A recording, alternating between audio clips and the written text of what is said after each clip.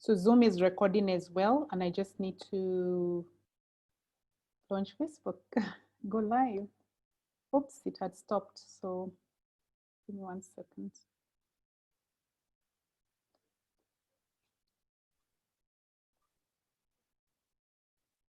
With this COVID situation, we are learning all sorts of new things. New skills, eh? New skills, things that we didn't know how to do, we now have to learn how to do. You're right. Okay, let me know when it's one. Just hang on a second. I will mention. Don't go offline. Don't go off video because it's just starting up Facebook. And even then, I can see also people. We have participants who are also joining.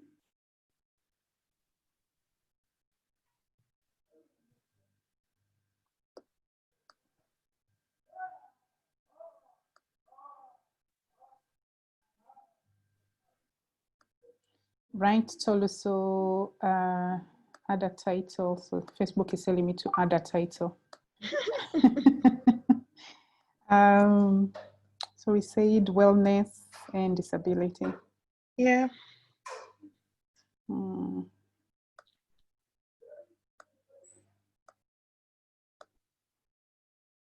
I don't know.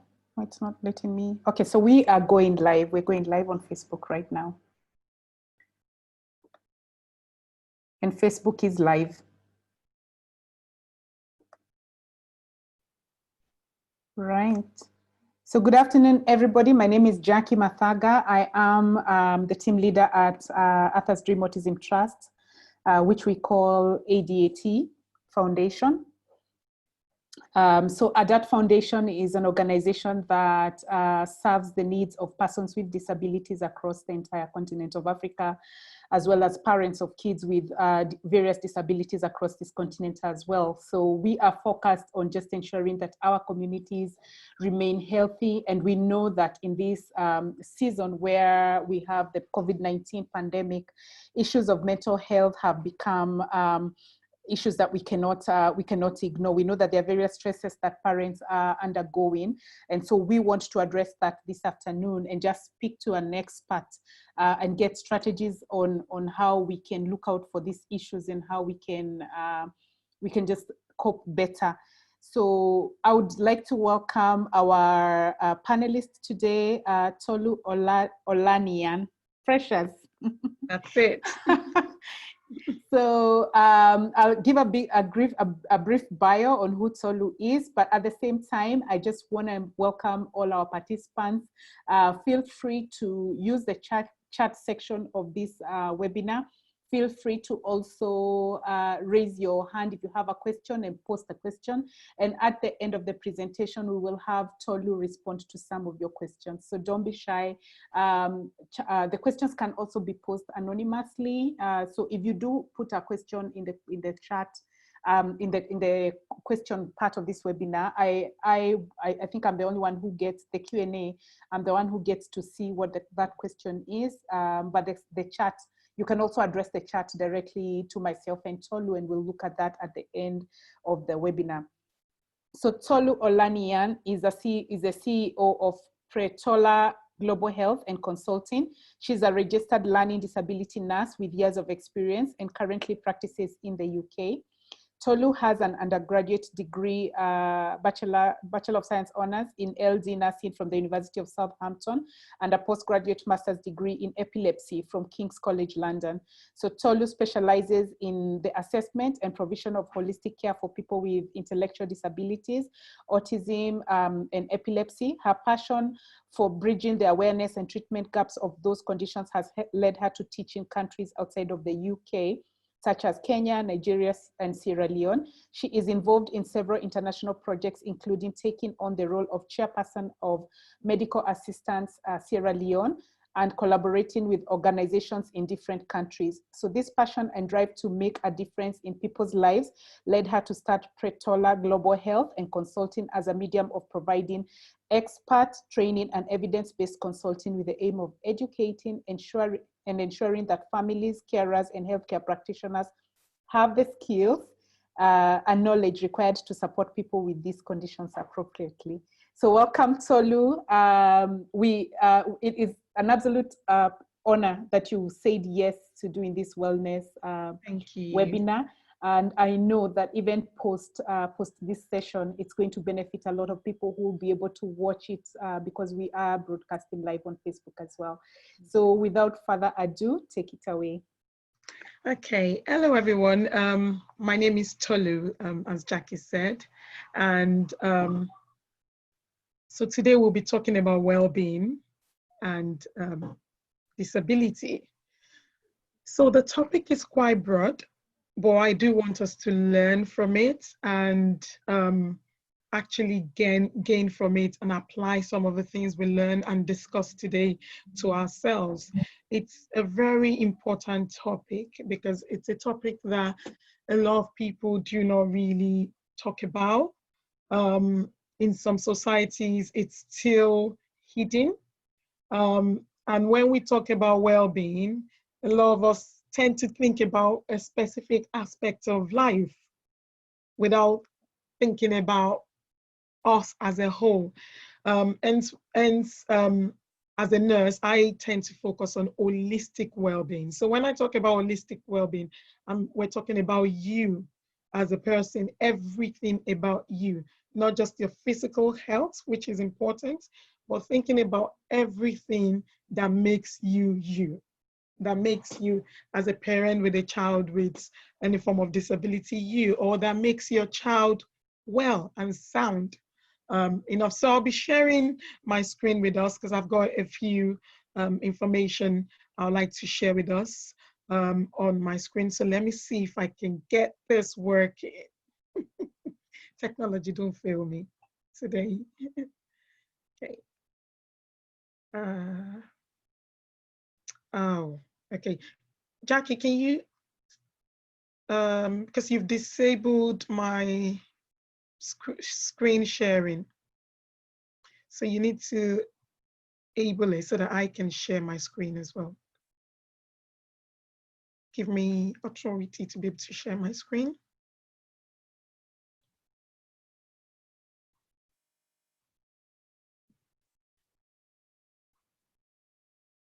I can't hear you. You're muted. Can you try now? Oh yes. Okay. Okay. All right. Let me see if I can do that now. Yes. Okay.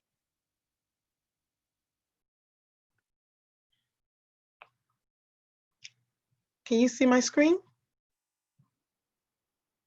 Okay.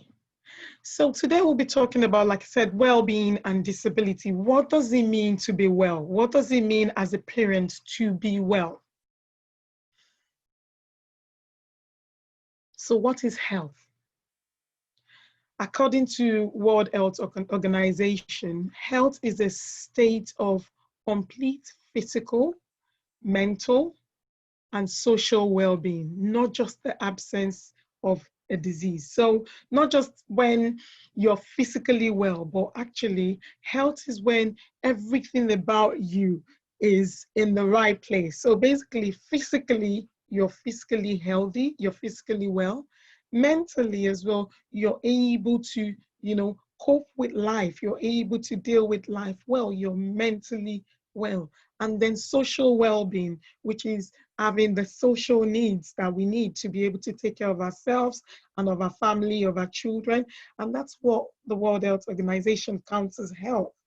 A lot of us do not think of health that way. We think of health as being merely the absence of disease. I haven't got cancer, I haven't got a diagnosis, and then you're well. But no, you could still not have a physical health diagnosis and still not be well if other aspects of your life, mentally or socially, is out of kilter. And that's why the definition of health is holistic. It encompasses all these aspects of physical, mental, and social well-being. And if we now want to divide that more, we can add spiritual well-being, because we know that the spiritual aspect of things, for those who are, I would like to say, For me, I'm a person of faith. I'm a Christian. My spiritual aspect of my life comes into play because I need that to balance things out. And that can actually add, you can put that as part of your social or part of your mental well-being, but it is also part of what we need to keep balanced as well. So you need to know what is it about you that is probably going out of kilter that needs to come back into play to be able to say you are well holistically. So I'm just going to share this play, so thinking about cycle of well-being, like I said, social, environmental, housing. Tick, you're thinking, have you got that? Check, okay. Physical health, I'm well, check. Mental health, what is mental health? We'll come into that now. Emotional health, emotional, spiritual, yes. You can see spiritual there as well, yes. Intellectual, your cognition, intellectual, what you're thinking, intellectual, what you're doing, intellectual. So those are what makes you, you. Those are what make me, me. So it's not just my physical health that make me, me. All these aspects of my life needs to be balanced, need to be well, so that I can be well. So as parents, we need to look at this circle and think, okay, some of us invest a lot in our physical health. We invest a lot in our spiritual health, which is good. We invest in making sure our children have got, the basic things they need, clothing, accommodation, basic things. But then we forget about our mental health. And that's what we're discussing. We're going to be focusing a lot today on our mental health. How do you keep well mentally? So what is mental health? For us to understand how to keep ourselves mentally well, we need to understand what we're talking about. Mental health is defined as a state of well-being in which every individual realizes his or her own potential, can cope with the normal stresses of life, can work productively and fruitfully, and is able to make a contribution to her or his own community. How do you cope with the stresses of life? How can you work productively if you're struggling psychologically? And that's what, as parents, I really want us to think about that today. We're busy going around, okay, even if you're not a parent, okay, let's say you're someone with a diagnosis, maybe you're watching this, you're busy going around making sure you've got your medication as parents, making sure my child has got food, they've got their medication, they're well. If you're in a country where, social things are not easily available, you're trying to get everything. Yes, we should do that. It's important that we do. But then the question is, who is taking care of you as a mother, as a father? Who is taking care of you? Who is making sure you're not going to crack under the strain, the stress of life? Are you looking after your own mental health? Are you thinking about the burden? Because sometimes when we look at the burden, the processes we have to go through to get everything sorted for our children, for our family, especially if that child has got comorbidities, other health issues. So let's say it's a child, as a boy or a young girl with autism and has got maybe epilepsy or other things involved. Yes, the burden, the financial burden, everything can become overwhelming. But how do you deal with it? And that's what we're talking about today. Do you even recognize the impact of it on your own physical health?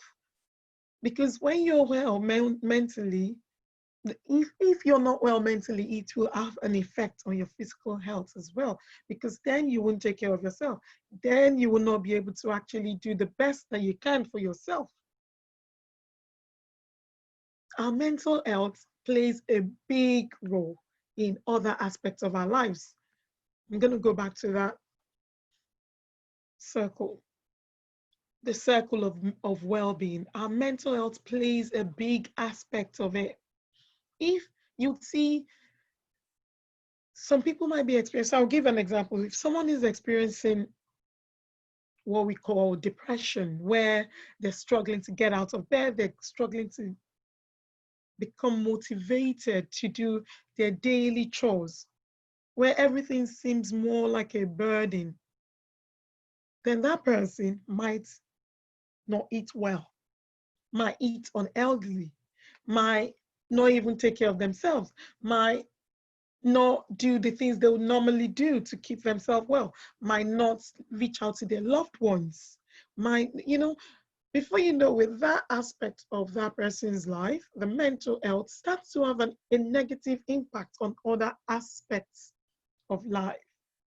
So our mental health is so important. Unfortunately, we do neglect that a lot, especially in our society, in African society, where mental health, when people hear of mental health, they're thinking of schizophrenia and all that. Yes, yes, those are parts of mental illness, but actually there are more subtle ones like depression, anxiety where you start to you're thinking of maybe your child, and then your heartbeat starts to race. You start to become, you get so anxious. How am I going to do it? Where do I get the next food from? Where do I get the next medication from? And then you start to develop high blood pressure. It affects another aspect of your life as well. So it can have a negative impact. And then someone that is depressed, things that they would normally do to keep themselves well spiritually. So like I said, I'm a person of faith. What keeps me well? I read my Bible. I go to church. Okay, we're in lockdown. I connect to church. I speak to people. I connect with my friends. But when people are depressed, they might not do that. They might find that a burden. Someone that would connect with others easily, chat with others easily, now find it a burden to even, so let's say I would normally call Jackie to pray with Jackie over the phone. All of a sudden, calling Jackie for a minute becomes a big burden. Becomes a big burden. Okay, so it can have an impact on other aspects of our lives. That's why we need to prioritize our mental health. We need to prioritize our mental health. How do we cope with the normal stresses of life? How do we figure it out? What do we do when it looks like we haven't got answers to it? We haven't got answers to that burden.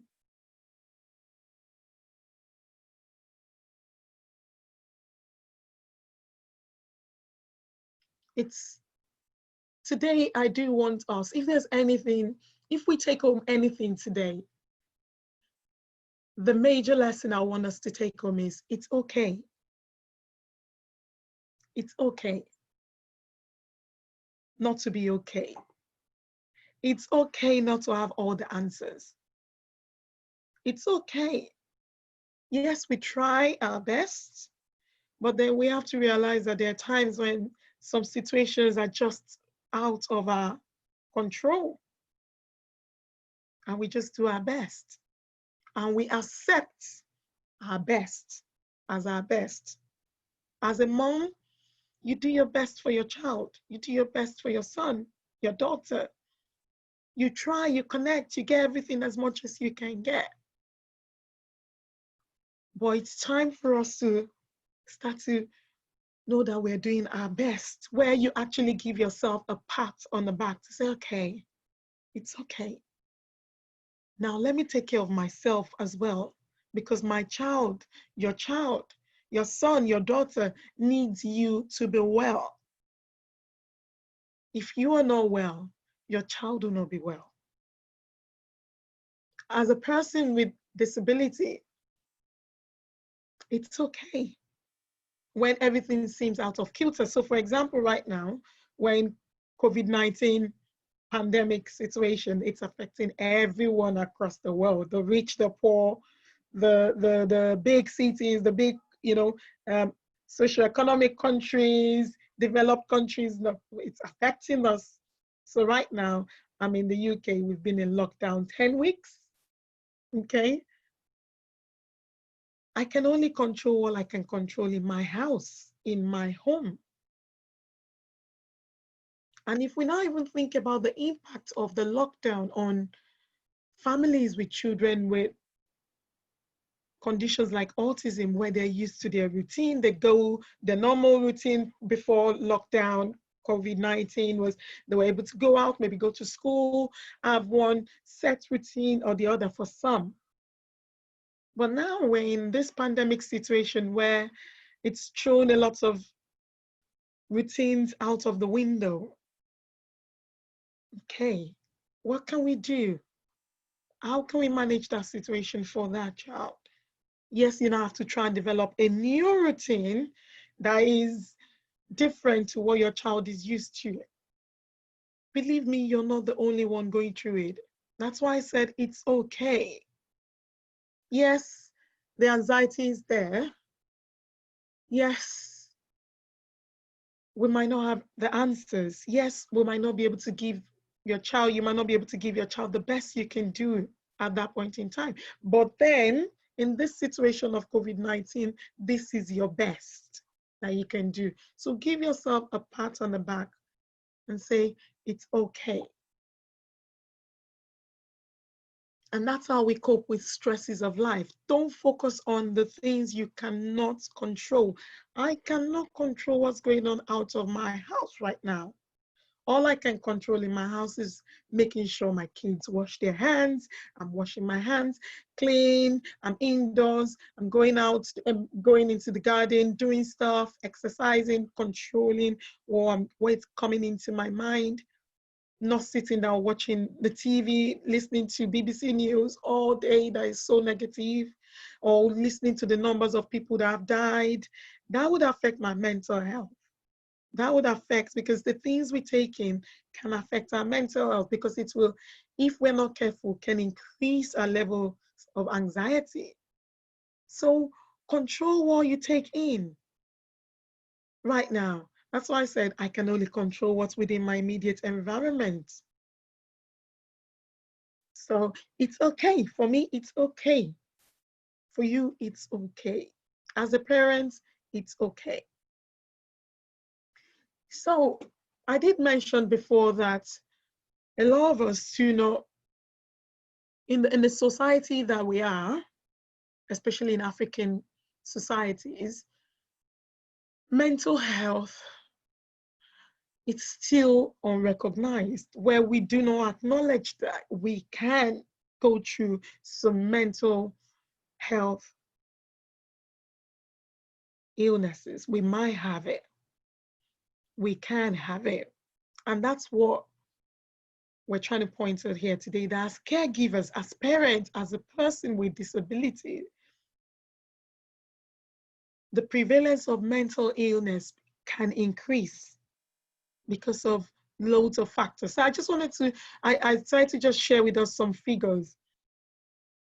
The prevalence of depressive disorder with families, parents, 28.33%. This is a research that was done by TAC and a group of scientists, a group of researchers. Anxiety disorder and other psychiatric disorders as well. Insomnia. How many of us sleep well? How many of us do sleep well? I know, I do acknowledge that there's some parents that they've got kids with some physical illness or some conditions that make sleeping at night a bit difficult. So I do have parents that's because of the conditions of their child, maybe epilepsy. The child can have nocturnal seizures, which is seizures while sleeping. So they take it in turns. So dad will stay awake tonight and mom will stay awake the next night. Or they try and put some systems in place to monitor that child.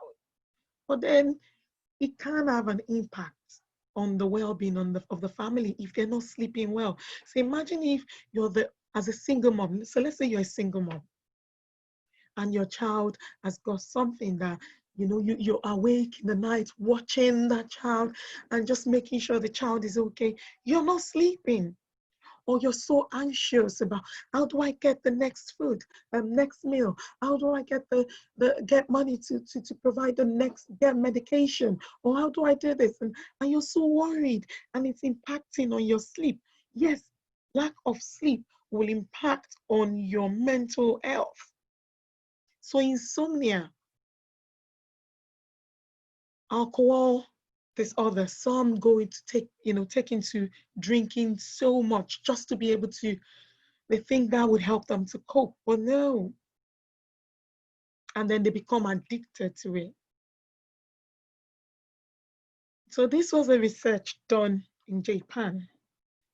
I know Japan is another part of the world, but I just wanted us to see that parents can go through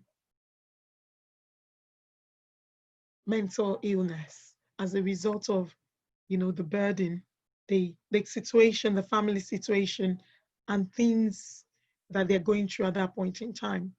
Let me share with us another statistics from Malawi. So this was in Malawi.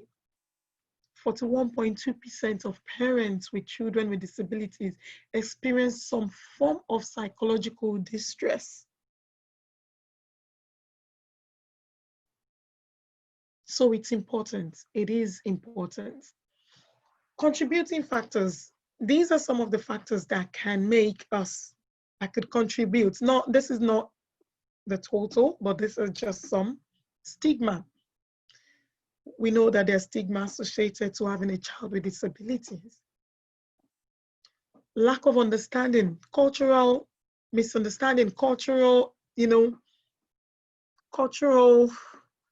how will I put it? Depending on the culture that you're in, cultural perceptions of the condition leads to stigma.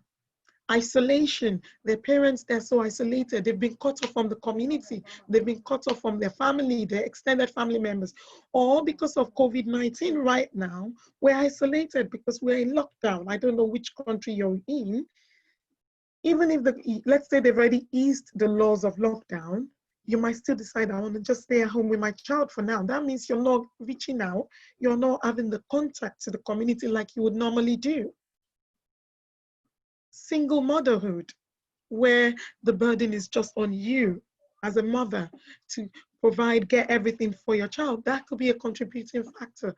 Feminine gender as well. As women, the burdens the community, our society's place on us can be so huge and overwhelming. Lower socio-economic status, like I've said before, getting the finances to put a roof over your child, to get, elderly meals, medication, treatments, physical health, everything can be so overwhelming. The burden of care. I am so passionate about families, making sure families are getting the help they need. When I take care of any of my patients, I want to find out how I can help the families as well, because I know if I can get the child well, yes, get the help that the child needs for him or her, I also need to make sure the family, they're okay, the parents are okay as well, because if the parents are okay, the child will feel it. The child will know it. They'll be able to show love to their child. And then that holistic circle of the child becomes, I'm trying to fix it as much as possible. So the needs of the parents are so important. Families are so important as well, because they bear a lot of burden. The knowledge of the child's disability. Sometimes we go and research, when you're thinking of a child that's got so like comorbidities, health issues, gastro issues, PEG, feeding, epilepsy, autism, learning disabilities, everything. And you're thinking, how do I cope? And then the lack of psychosocial support in countries where the governments are not helping the families, where they're not putting help there for the families to be able to have access to. And even when the help is there, they can't even afford it. Or when they're having more than one child with disability in the family, or trauma of any form, abuse of any form, trauma, anything, this can contribute to mental illness, psychological mental illness. So it's so important not to suppress it, but to deal with it. Now, the question is how? How do you deal with it as a parent? How do I keep myself well? How do I maintain my own as a parent? How do you maintain your own mental well-being as much as you're trying to support your child, provide help for your child? Like I said, we need you well. We need your child needs you well. How do you maintain your own well-being? It's by knowing yourself. You need a well-being toolbox. So what do I need as a person? Hi, my name is Tolu Olaniyan. What do I need to keep me well? During this lockdown, what have you done? Think about it within the last few weeks. What have you done? What have you focused on? Taking care of your child, but have you focused on your own well-being? Have you focused on your own health? You need a toolbox of things that will meet the needs I mentioned above. A toolbox of things. So think of yourself as a whole person. What do I need spiritual to keep myself well? Yes, there are limitations to it, but I can still do that. Physically, what do I need? Go on a run. Get someone to watch over your child. If you've got your child has got a sibling, a older sibling, or someone living with you, you don't think you have to do everything all by yourself. You won't be able to do it all by yourself. Get help as much as you can. Yes, still follow the government's restrictions to lock down as you know, as much as possible. But in your household, you might have a neighbor that you're living with, someone, depending on, I'm trying to picture African, the way we live in compounds and things like that. We have families that are there for us. Let a sister that is living with you, someone living with you, take care of your child. You give yourself an hour, 2-hour break. I just want to run. I just want to jog. I just want to do some gardening. Whilst you're doing the gardening, you're listening to music. Or I want to read a good book that is not about disability. Okay? Not when you want to rest is when you're still reading books about disability. Because at that point in time, you're not resting. You're still reading how to take care of your child. Or read a book that you enjoy as a person. Read your Bible. Okay, I just want extra sleep. Okay, let's say over the night, your child was awake, didn't sleep, you've been awake with them. During the day, try and figure out a way to get some sleep safely, that your child is safe and you can still get some sleep. You can't live on 24 hours of no sleep, 48 hours of no sleep. I know that it is a situation of things for a lot of families, but how do you fix that? You need to try and look at that problem and go, what do I do to fix that? You will be surprised that you will find a solution to it. What can I fix in my area right now? What can I do? Everything else I can't do. Don't worry about family members that you cannot see. Don't worry about others right now. Right now, it's about you and your child and your immediate family that are with you within your space. And then focus on your own well-being. So figure out your toolbox, emotional, I just need to give someone a call for 5 minutes to say, I just need to chat with somebody.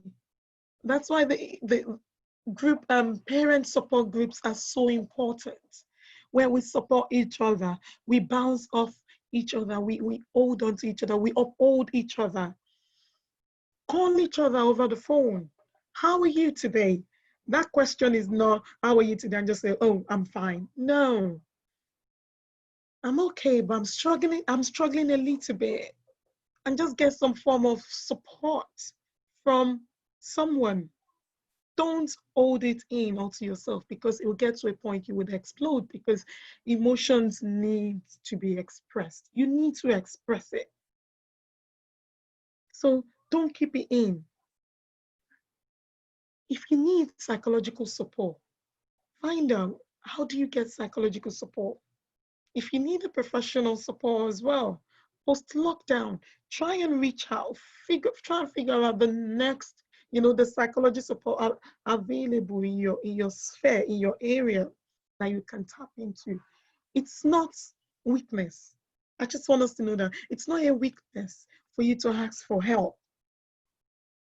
That you're struggling, it's not a weakness. Ask for help from your spouse. If you have a husband that doesn't do much, get him involved as much as possible. Don't think you have to be superwoman. We're already superwoman or superman already, but asking for help doesn't make you less. It actually shows that you know what you need, and you're asking, you're trying to get that, to fill that gap. So don't do it yourself. Get help. Nobody is an island. You cannot do it yourself. Read a good book. Pray, sleep. Sleep as much as you can. Eat well. Yes, there are financial restrictions for some people. You don't have the money, but with the little you have, try and eat a balanced meal. Don't just eat carbohydrates all the time. Eat carbohydrates, protein. Try and get as much as healthy meals as you can. Keep healthy mentally, physically, spiritually, emotionally. Connect with others. Go on a run, exercise. When you exercise, you actually release some endorphins in your body. It helps to release stress. It really helps to release stress. When I'm stressed, I tell my husband, I said, I just need an hour to sleep. I just need an hour. And I go to the room, shut the door, he's with the kids, and I'm there. And I'm just, even if I don't sleep, I will lie down and just rest my brain. Some of us just need to rest our brains. So look at it. Develop your own toolbox. Your toolbox, your wellness toolbox will be different from someone else's wellness toolbox, someone else's well-being toolbox. But look at yourself as a whole, holistically, physically. Okay, physically, I need to make sure I'm taking my medication. I'm not skipping my medication. That is important. A lot of parents, their examples, I'm not going to say a lot, sorry for that term. There are parents that have found things so overwhelming. People with disabilities, some people, they found their conditions so overwhelming. And because they feel that they can't cope, people have resulted into suicide. That is a form of, it's a mental illness that has resulted into that. We don't want you. Your child does not want you to do that. Your child wants you to be well. So instead of resulting into that, yes, there's so many factors that can contribute to that. Reach out to people to help you, to pull you out at that point in time. What keeps you well? What do you need in your toolbox? So develop your toolbox. Okay, a toolbox for someone could be taking my medication at 9 o'clock in the morning, eating well, calling my dad, my mom over the phone. Of course, taking care of the child is part of what makes you well as well, because you're happy. When your child is happy, you're happy as well. Other things, listening to music. How many of us pamper ourselves? How many of us spend time to pamper ourselves? How many of us spend time to to spend, use a little bit of that money that you have to actually just buy something for yourself. It's important. Your child needs you well. And if you are someone with disability watching this today or afterwards, you need to also make sure you have your mental health, you're well mentally. You're well mentally. Get your toolbox in place. Ask for help. Remember, it's not a weakness. So I'm going to round up here for today so that we can take some questions if we have any questions. There are no specific, some people do things like exercise. There's so many, interventions you can do. But figure it out. Pick it out. Keep well. Okay? I'm done now, Jackie. Okay, thank you, Tolu. I don't know whether anybody has any question. I haven't seen any question come up on the video and on sharing, but I love your screens, and I like how they're multi-usable, so they don't just apply to parents of children with disabilities, but they also apply to persons with disabilities regardless of wherever they are. My hope is that people actually use that and develop their own toolboxes. It's very good. It's very important for us to develop self-care techniques, because that's what makes, like comes in and kicks in when in other times, I guess, when there's trouble. Like right now in this season with COVID-19, it's important that people actually have self-care techniques. One of my best self-cares for myself is listening to music. I like listening to music because it helps me cope.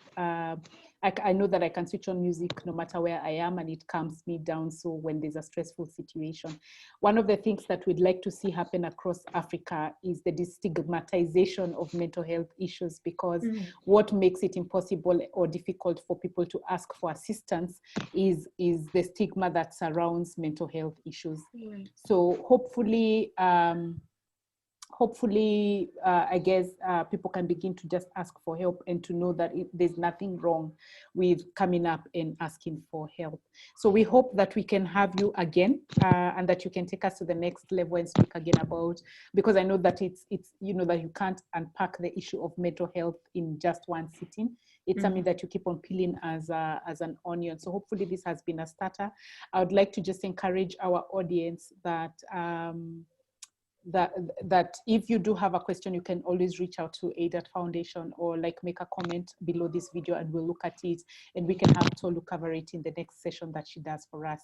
So we've got a comment from Jane who says that the screens were very helpful. Thank you for this webinar. The techniques will come in handy, and it's time to remind, she says it's time to remind herself and to think of herself, and there's nothing wrong with that. So if you've been helped by this video, just let us know. Kindly just make a comment below, help us. Also, do give us topics that you want us to cover on the mental health sphere, and we will try and get Tolu to come back and speak to us again. So without, because there are no questions, I'd also like to thank Edith, who was doing sign language translation for us, and apologize that we didn't spotlight the video early enough.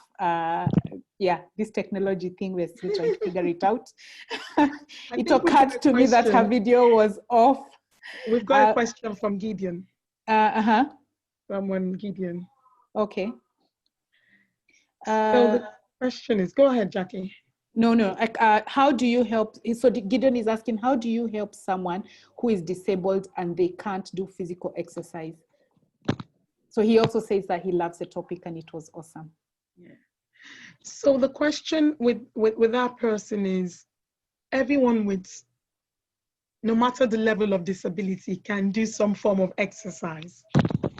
Okay, and when we're thinking of exercise, a lot of times we're thinking of jumping and doing all the stuff. Yes, that's exercise, but actually for some people, things like just lifting a phone, it's using muscles they've not used a long time. For someone, so let's use an example of someone with cerebral palsy. I'm not a physiotherapist. I work with physiotherapists in my team.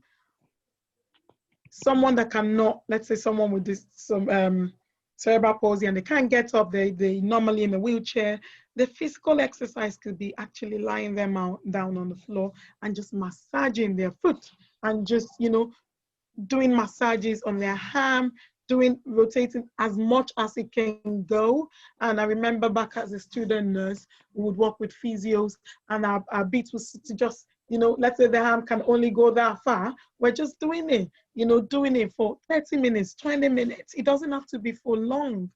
Using massage, pressing the body, you know, just as much as the child can tolerate.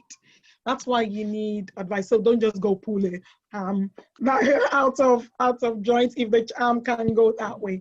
But just doing the little, it's the little things. It's the little things that matter. It could be pedicure. So for some people with autism, they love the sensory feelings of, you know, pedicure and that on their hands and on their feet.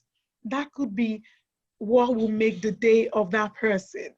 You know, it could be, if possible. So physical exercise is not just about jumping up and down. It's about knowing the limits of that person and using it as their strength. So the more you do it, the more they exercise that muscle, the more they will get used to it. So that's what I was trying to say. So yeah, know that person. So for example, I'm thinking of someone that Gideon takes care of, a small girl that is on a wheelchair that I've seen in Uganda. Actually, there are loads of things we can do with that girl. So no matter the disability, there's still something you can do with that person. Okay, so the advice then is that where you don't know, seek assistance from a professional so that you don't end up doing more harm than good, because there are situations where if you force exercise, you might actually harm the person. So do exercise that is appropriate to the condition that you have. But that exercise is actually something that we should all do because it's important for our mental wellness. Yes. Right. So Lily says that she loved the personal wellness toolbox idea, and she's very, and that's a great insight. All right. So we don't want to extend this too long because I don't think that people really watch long things online. So once again, I want to thank you for your time, Tolu, and for being available. We will look for you again so that we can take this a step further and be able to also converse a bit further. And thank you, Edith, for being available to make sure that our listeners and our viewers who use sign language can also participate in this, because we want to be inclusive as possible.